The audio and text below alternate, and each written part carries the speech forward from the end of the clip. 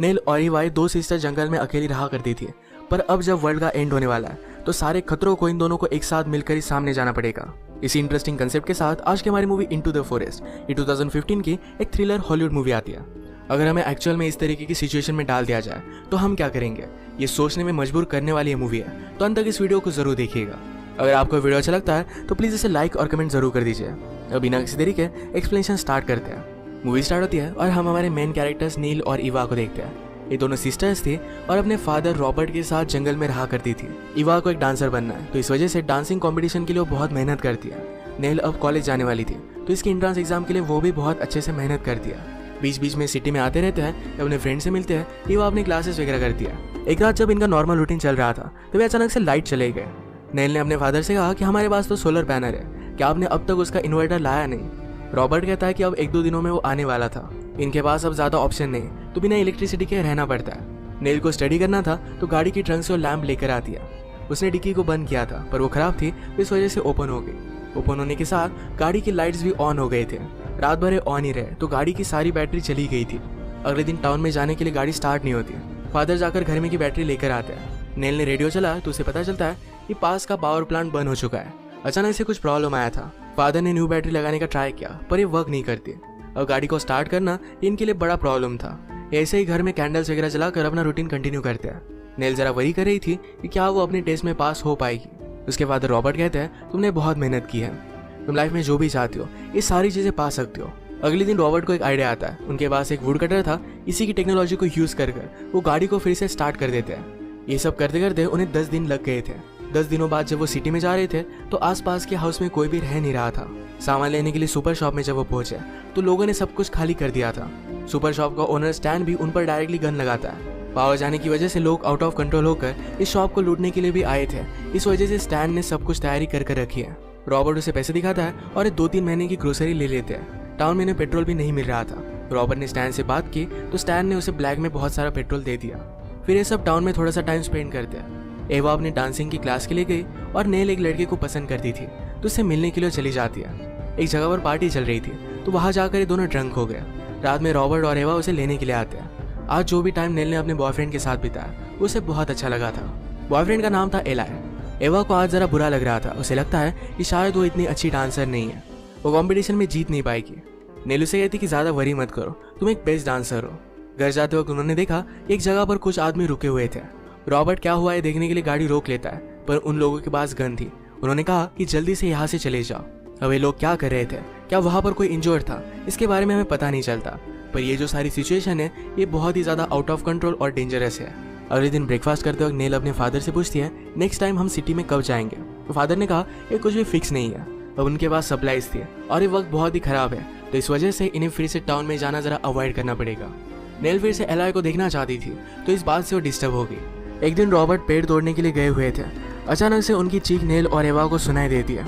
ये भागते भागते वहां पर पहुंची तो रॉबर्ट ने एक्सीडेंटली अपने पैर को कट कर दिया था। उनका बहुत सारा खून बह चुका था। वो इनसे कहते हैं तुम दोनों को कुछ भी नहीं होगा, एक दूसरे का ख्याल रखना। नेल और एवा ने उन्हें बचाने की बहुत कोशिश की पर कुछ भी कर नहीं पाए। वहीं पर उनकी डेथ हो जाती है। रात भर उनके पास ही पड़ी रही। अगले दिन वो उन्हें बरी कर देते हैं। ये दोनों बेचारी इस बात से बहुत ज्यादा दुखी थी। उनके बचपन में उनकी मदर की डेथ हो गई थी तो उनके फादर ही उनके लिए सब कुछ थे। अब ये एक दूसरे का सहारा बनती है। खुद अपने काम में कॉन्सेंट्रेट करने का कोशिश करती है पर कोई भी कर नहीं पाता। अब इलेक्ट्रिसिटी भी नहीं है तो म्यूजिक भी नहीं चला सकते तो एवा घर की घड़ी की आवाज पर ही डांस करती है। ऐसे डांस करते करते वो तंग आ गई थी। अलग काम में उसने कॉन्सेंट्रेट करने की कोशिश की पर वो ये सब कर नहीं पाती।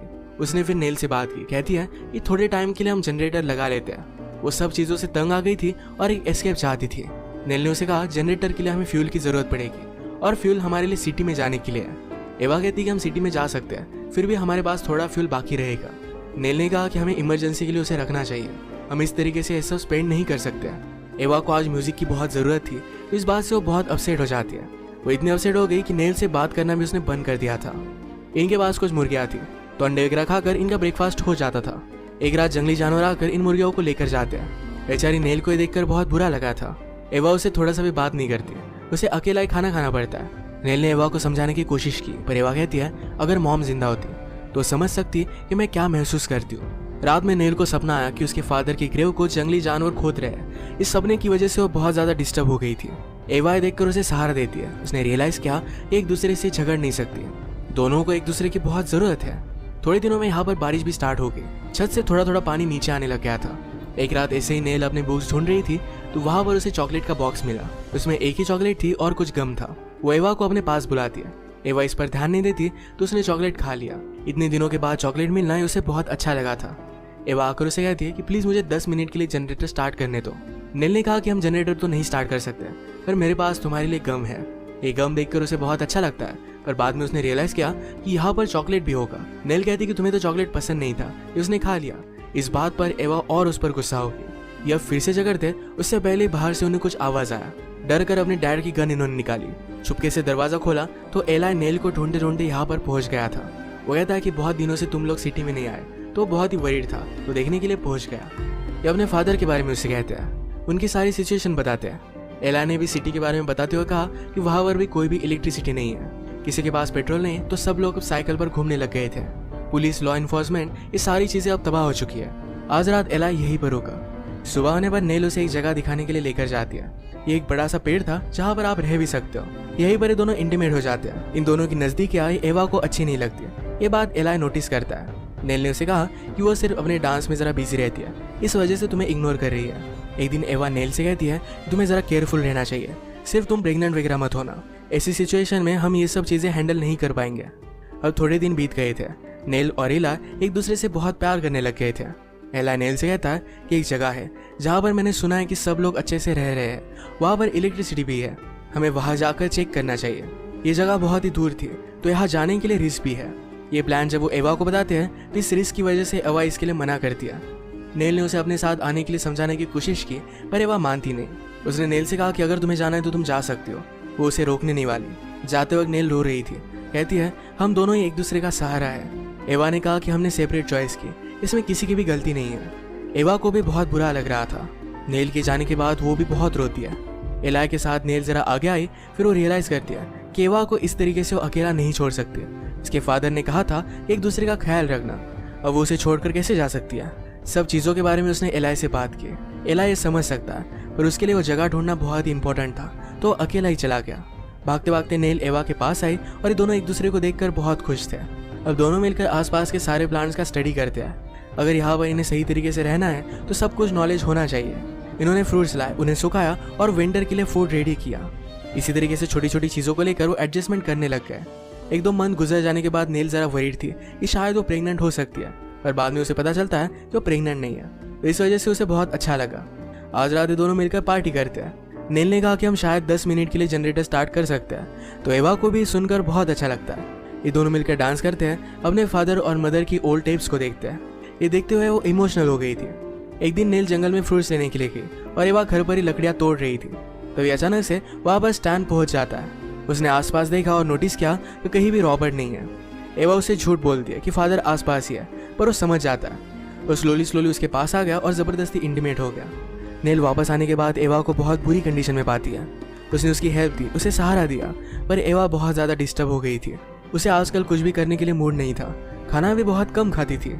एवा ने नोटिस किया कि जाते वक्त स्टैन उनका पेट्रोल भी लेकर गया था, पर नेल स्मार्ट थी, उसे पूछे बिना एवा पेट्रोल ले सकती है, तो इस वजह से नेल ने पेट्रोल को छुपा दिया था।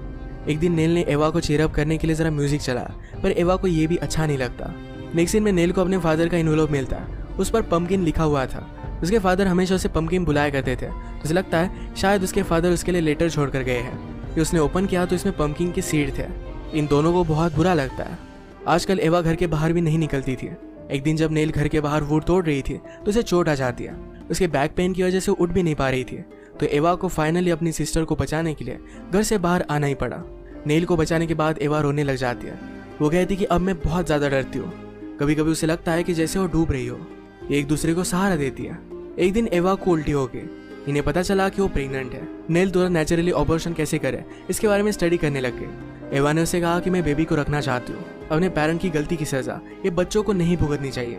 इस बच्चे की वजह से उसे जीने के लिए एक सहारा मिला था। अब इसके बाद हम देखते हैं कि कुछ मंथ्स गुजर चुके हैं। प्रेगनेंसी में एवा को प्रोटीन्स वगैरह नहीं मिल रहे थे, तो इस वजह से वो पेल लग रही थी। नेल ने इसके बारे में स्टडी किया और उसे पता चला कि एवा को मीट की जरूरत है। जंगल में जाकर फर्स्ट टाइम वो शिकार करने की कोशिश करती है। बहुत मेहनत के बाद इसमें वो सक्सीड हो गए। ये सब करना उसे गलत लगता था, पर अपनी सिस्टर के लिए उसे करना पड़ता है। थोड़े समय में एवा हेल्दी दिखने लगती है। एवा को लग रहा था कि उसे बेटा ही होगा। एक रात डिनर करते वक्त अचानक से इन्हें स्मोक की स्मेल आने लग गई। अगर आसपास के लोगों को पता चलता है कि दोनों अकेली रहती है तो प्रॉब्लम हो सकता है, तो इस वजह से लाइट्स वगैरह बंद कर सारे घर को इन्होंने कवर अप कर दिया। बहुत दिनों तक ये ऐसे ही रहे। अचानक से एवा को प्रेगनेंसी का पेन होने लग जाता है। उसकी अब डिलीवरी होने वाली थी। नेल उसे स्लोली ट्री में लेकर गई। घर में बारिश की वजह से उनकी छत टपक रही थी, तो इस वजह से नेल उसे पेड़ में लेकर गई। यहीं पर एवा की डिलीवरी सेफली हो जाती है। बेबी को देखकर ये दोनों बहुत खुश थे। स्टॉर्म के बाद जब ये घर पर वापस आते हैं तो घर की छत टूट गई थी। अब इस तरीके से इस घर में नहीं रह सकते। इसका रिपेयरिंग करना भी बहुत ही हार्ड होगा। एवा नेल से कहती कि अब यहाँ से हम चले जाते हैं। पहले भी लोग बिना घर के रहा करते थे, हम एक नया घर बना लेंगे। अब वो यहाँ नहीं रह सकते। आसपास के लोगों से डर कर रहना अब इन्हें मंजूर नहीं था। नेल ने अपने घर से कुछ सामान लिया, अपनी फैमिली की कुछ यादें ली, इंपॉर्टेंट बुक्स लिए। इसके बाद ये घर को चला देते हैं। सदियों पहले नेचुरल तरीके से लोग जैसे रहा करते थे, इसी तरीके से रहना सीख लेंगे। और इसी के साथ ये मूवी एंड हो जाती है। ये मूवी हमें बता कर जाती है कि हालात अगर कितने भी खराब है, पर अगर हम फैमिली के साथ हैं, मिलकर किसी भी चीज़ का सामना करें तो कोई भी प्रॉब्लम ज़्यादा बड़ी नहीं होती। हमें कभी भी गिव अप नहीं करना चाहिए और हमेशा आगे बढ़ते रहना चाहिए। इसी के साथ आज का वीडियो हम खत्म करते हैं। अगर आपको अच्छा लगा तो प्लीज़ इसे लाइक और कमेंट जरूर कर दीजिएगा। मैं बहुत सारी मूवीज़ लेकर आता रहता हूँ, तो प्लीज़ इस चैनल को सब्सक्राइब कर दीजिए और बेल नोटिफिकेशन आइकन दबाना मत भूलिएगा। हम फिर से मिलेंगे और एक मूवी के साथ। तब तक के लिए थैंक यू और आप अपने आप का ख्याल रखिए।